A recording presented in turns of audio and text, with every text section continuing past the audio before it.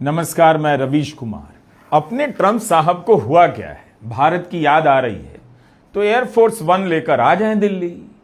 कोई नहीं रोकने वाला इंदिरा गांधी इंटरनेशनल एयरपोर्ट पर। जैसे अमृतसर एयरपोर्ट पर उन्होंने अमेरिका के सैनिक विमान भेज दिए, किसी ने नहीं रोका। भारतीयों को हथकड़ी पहनाकर भेज दिया, किसी ने नहीं रोका। आ जाए दिल्ली जब मन चाहे तब, कोई ना कोई मंत्री तो चला ही जाएगा स्वागत करने।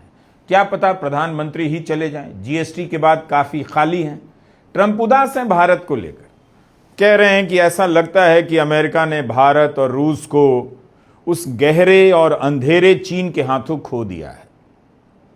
पता चल रहा है कि इन दिनों सैड हैं, तो खुलकर बोलिए भाई, अपने साथ इतनी सख्ती क्यों कर रहे हैं?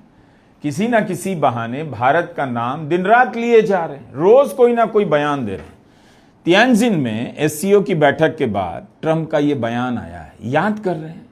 लगता है उन्हें यह भी अच्छा नहीं लगा कि सब एक जगह जमा हैं और वे अमेरिका में अकेले अकेले बयान दे रहे हैं। टैरिफ ने ट्रंप को काफी अकेला कर दिया है। पोस्ट पढ़कर तो यही लगा कि भारत, रूस और चीन को बाबुल की दुआएं भेज रहे हैं। हे बाबुल, दुआएं लेती जा, जा तुझको सुखी संसार मिले चीन के साथ। कितनी मायूसी है उनके इस बयान में। ट्रंप के कारण ही तो सब विदा हुए और विदाई के आंसू खुद बहा रहे हैं। लग रहा है ट्रंप साहब साफ साफ बोलिए, हाउडी मोदी मिस कर रहे हैं तो बोलिए। पता चला मोदी जी भी नमस्ते ट्रंप मिस कर रहे हैं, उन्हें भी बोलना चाहिए, कोई प्रॉब्लम है नहीं। भारत का विदेश मंत्रालय बड़ा निष्ठुर निकला, ऐसे वक्त में नो कमेंट कह दिया। लगता है पिघलने वाला नहीं है। किस बात की जिद भाई, गारंटी के साथ नहीं कह रहा हूं, लेकिन एक बात है, प्रधानमंत्री मोदी का क्या भरोसा। पता चला ट्रंप को रात में व्हाट्सएप पर हाय भेज दिया। ट्रंप हैं कि डर के मारे हाय का जवाब नहीं दे रहे, क्योंकि उन्हें आज ही भारत स्थित अमेरिकी दूतावास ने बनारस की यह खबर भेज दी है। खबर में क्या है कि एक गैंग चल रहा है बनारस से, जिसने 18,000 अमेरिकी को स्पैम के जरिए ठग लिया है। और ठगने वालों में गुजरात के भी 6 लड़के शामिल हैं, सब इंजीनियर हैं। ट्रंप परेशान, हाय मोदी जी ने ही भेजा है या बनारस के रोहनिया वाले कॉल सेंटर से आया है। तभी मोदी जी हाय डिलीट कर देते हैं और सीधे कॉल मिला देते हैं। उधर से जवाब आता है, कौन, जयशंकर? नहीं, मैं नरेंद्र, पुराना दोस्त। ट्रंप इमोशन में है, चुप हैं। प्रधानमंत्री समझते हैं ट्रंप को, बोलने लग जाते हैं, दोस्त कैसे हो? उधर से कोई जवाब नहीं आ रहा, फिर भी बोल रहे, नहीं रे, ऐसा नहीं कहते कि अमेरिका ने भारत को खो दिया है। भारत ने अभी अमेरिका को नहीं खोया है। मैं तो अब भी अमेरिका को दिन रात याद करता हूँ। खोया खोया चांद दिन में ही सुनने लगता हूँ। प्रधानमंत्री मोदी ट्रंप से कहे जा रहे हैं, वो तो मैंने जज्बात में कह दिया कि सभी भारत के लोग भारत की कंपनियों से ही चीजें खरीदें। कहने के लिए कहा था। दिल्ली में दिल नहीं लग रहा था तो गुजरात चला गया, मारुति की फैक्ट्री में इलेक्ट्रिक व्हीकल को झंडी भी दिखा दी। दिल तो चाहता था कि टेस्ला के शोरूम में जाऊं, वहां अपनी सरकार भी है, लेकिन मुझे पता चल गया कि आपने मस्क को खो दिया है। मस्क अब आपके साथ दिखाई नहीं देते। ट्रंप का क्या किया जाए, सीईओ के साथ डिनर में मस्क को नहीं बुलाया। वैसा ही है कि सुन कल पार्टी है तू आना, लेकिन मोहन को मत लाना, मस्क को मत लाना। उसने हमें नहीं बुलाया तो मैं भी उसे नहीं बुलाऊंगा। इधर मस्क के बारे में यह भी खबर चल रही है कि टेस्ला ने प्रस्ताव किया है कि मस्क को जो पैकेज मिलेगा वो $1 ट्रिलियन का होगा। इतनी सैलरी, इतना पैकेज आज तक किसी का नहीं हुआ। यह खबर भी उसी दिन आई जिस दिन महाराष्ट्र के ट्रांसपोर्ट मंत्री ने टेस्ला खरीद ली और टेस्ला के विकास में योगदान दे दिया। प्रधानमंत्री मोदी ये सब बता सकते हैं ट्रंप को कि दोस्त, आप आत्मनिर्भर भारत की बात का बुरा मत मानना। मेरी ही पार्टी के मंत्री ने भारत में सबसे पहला व्यक्ति है जिसने टेस्ला खरीदी है। हम लोग कहते कुछ और हैं, करते कुछ और हैं। आपको पता होगा, महाराष्ट्र के ट्रांसपोर्ट मिनिस्टर हैं प्रताप सरनाइक जी। भारत में पहली टेस्ला कार उन्होंने खरीदी। अब ट्रांसपोर्ट मिनिस्टर को पहली कार नहीं मिलेगी तो किसे मिलेगी? रजिस्ट्रेशन होगा, अगर नहीं मिलेगी तो। जब मुंबई में टेस्ला का शोरूम खुला तो मुख्यमंत्री फडणवीस उद्घाटन करने गए। उसके अगले दिन गए उप मुख्यमंत्री एकनाथ शिंदे, उन्होंने टेस्ला चलाकर देख ली, लेकिन दोनों ने खरीदी नहीं, शायद पसंद नहीं आई हो। टेस्ला के शोरूम का उद्घाटन मुख्यमंत्री ने किया, अगले दिन उप मुख्यमंत्री ने कार चलाकर देखी, और कार किसने खरीदी? ट्रांसपोर्ट मिनिस्टर प्रताप सरनाइक ने। केबीसी में यही सब तो सवाल आते हैं, तो आज से इसे याद कर लीजिए। केबीसी भी भारत का यूपीएससी है। भारत में पहली टेस्ला खरीदने वाले व्यक्ति का नाम, सही जवाब, महाराष्ट्र के ट्रांसपोर्ट मंत्री प्रताप सरनाइक। टेस्ला से जो आत्मनिर्भरता आएगी उनके जीवन में, वो मारुति से वैसे भी नहीं आने वाली थी। तो प्रताप सरनाइक ने अच्छा काम किया। अब कह रहे हैं पोते के लिए खरीदा।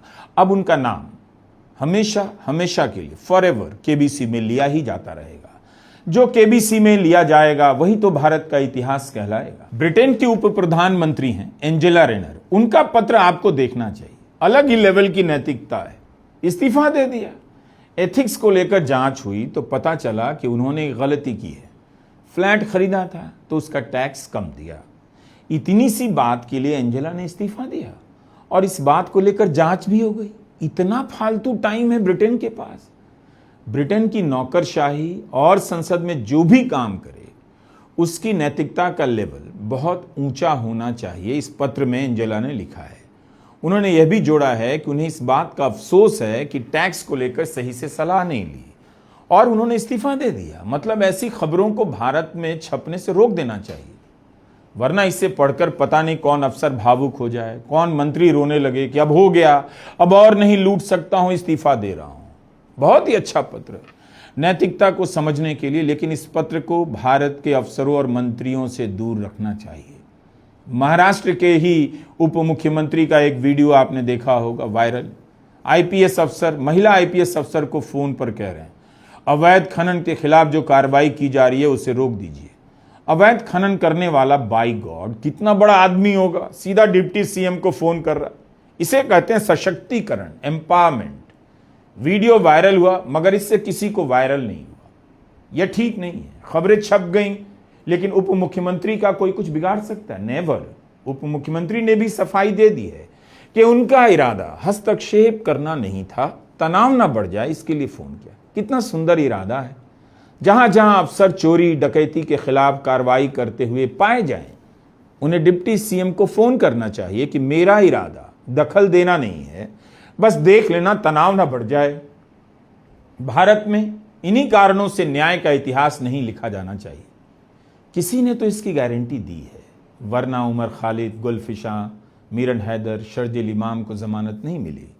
तो कई अखबारों ने संपादकीय लिखे, ज़्यादातर अंग्रेजी के हैं, यह ठीक नहीं हुआ। ट्रायल भी नहीं, मुकदमे की सुनवाई नहीं, 5 साल गुजर गए और आप जमानत नहीं दे रहे। कपिल सिब्बल ने तो बाकायदा प्रेस कॉन्फ्रेंस की है, लेकिन उन्हें भी पता है कि कोई सुन नहीं रहा है। सुनवाई अब बंद हो चुकी है। सिब्बल सुप्रीम कोर्ट जाएंगे, लेकिन सवाल है कि जमानत का मामला इतना जटिल तो नहीं है जीएसटी की तरह। और सुप्रीम कोर्ट ने कहा है कि जो चार्जशीट फाइल होती है ये केवल एक एजेंसी की का ओपिनियन है, ये कोई प्रूफ की चीज नहीं है। तो आप अगर चार्जशीट को प्रूफ मानने लगो तो फिर तो किसी को बेल मिलेगी ही नहीं। सर, जो लॉजिक कॉन्स्पिरेसी की बात चल रही थी, अमरावती में जो स्पीच दी गई, तो तब ये वही बात बोली गई कोर्ट में जाने एजेंसी के द्वारा कि उन्होंने कुछ व्हाट्सएप ग्रुप्स बनाए, कुछ तो बताइए ना व्हाट्सएप ग्रुप्स में क्या है, पढ़ लीजिए व्हाट्सएप ग्रुप। ये व्हाट्सएप ग्रुप की ज्यादा बात नहीं कर रहे, ये बात कर रहे हैं प्रोटेक्टेड विटनेसेस की, जो बयान है जो किसी को बताते नहीं है, समझे ना। तो व्हाट्सएप ग्रुप में तो कुछ है ही नहीं। आप बिल्कुल देख लीजिए, बता दीजिए मुझे, आपके पास है वो व्हाट्सएप ग्रुप। उन्होंने कुछ पैम्पलेट्स वगैरह के बारे में बताया कि वो दिखाया उन्होंने कोर्ट में। हाँ, तो क्या पैम्पलेट्स में लिखा है इनसे की बात? कोई ऐसी बात ही नहीं है भाई। प्रोटेस्ट तो मेरा संवैधानिक हक है, हर नागरिक का संवैधानिक हक है। तो इसका ये तो नहीं कि हम यूएपीए में हमें अंदर करेंगे। कोई तरीका है जिससे आप खुद को समझा सकते हैं कि बिना सजा के मुकदमे की सुनवाई के किसी को 5 साल जेल में रखते हैं और जमानत नहीं देते। ऐसा लगता है कि भारत में जेल जाना ही एकमात्र संभावना बच गई है। हर किसी पर जेल का खतरा मंडरा रहा है, और जेल जाने के नाम पर घर बैठा आदमी भी घबरा रहा है। किसी के लिए भी आसान है फर्जी केस में फंसाकर जेल भिजवा देना, झूठ बोलकर जेल भिजवा देना। स्कूल से ही जेल के बारे में बताया जाना चाहिए कि कैसे जेल भेजा जाता है और कैसे जेल भेजने के नाम पर भारत में एक इंडस्ट्री चलती है। बाकी तो कोई ऐसी बात नहीं कि इस नाइंसाफी को कोई समझ ना सके। फिर भी जमानत नहीं मिलती। जमानत ना देने वाले जजों का नाम क्या केबीसी में पूछा जाएगा? अगर यह इतना महान फैसला है तो केबीसी में पूछा जाना चाहिए। नमस्कार, मैं रवीश कुमार।